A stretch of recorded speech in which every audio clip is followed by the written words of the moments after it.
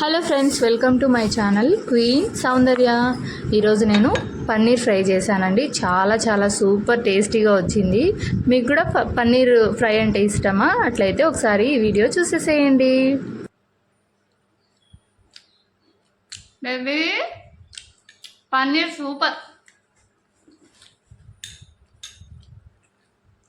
ఇది ఆనియన్ పకోడీ.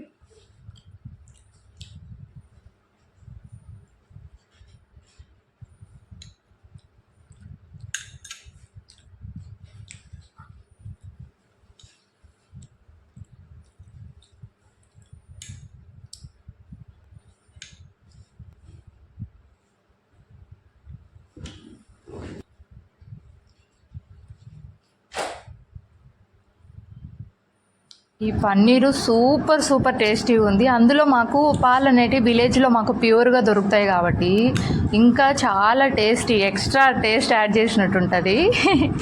చాలా బాగుంది. సూపర్గా వచ్చింది. మీరు కూడా ట్రై చేయండి ఒకసారి.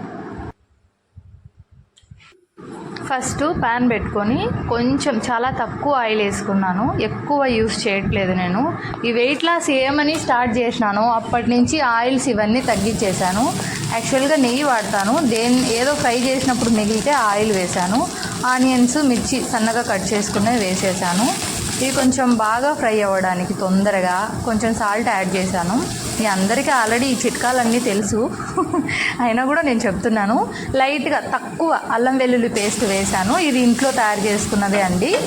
ఇంకో విషయం ఏంటంటే పన్నీర్ ఉంది కదా, పన్నీర్ కూడా నేను ఇంట్లోనే తయారు చేసుకున్నాను అనమాట. నాకు ఎప్పుడు పన్నీర్ తినాలనిపించినా కూడా పాలు వేయించుకుంటుంటాం కదా, ఆ పాలు నేను పాలతో తయారు చేసేసుకుంటా ఫ్రెష్గా అప్పటికప్పుడు. కొంచెం పసుపు వేసానండి. సో ఇప్పుడు కొద్దిగా అవి మగ్గేంత వరకు అట్లా పెట్టేసి, మగ్గిన తర్వాత మళ్ళీ ఏం చేశానంటే మరీ తక్కువ అయిపోయింది అని చెప్పేసి నెయ్యి 1 స్పూన్ యాడ్ చేశాను.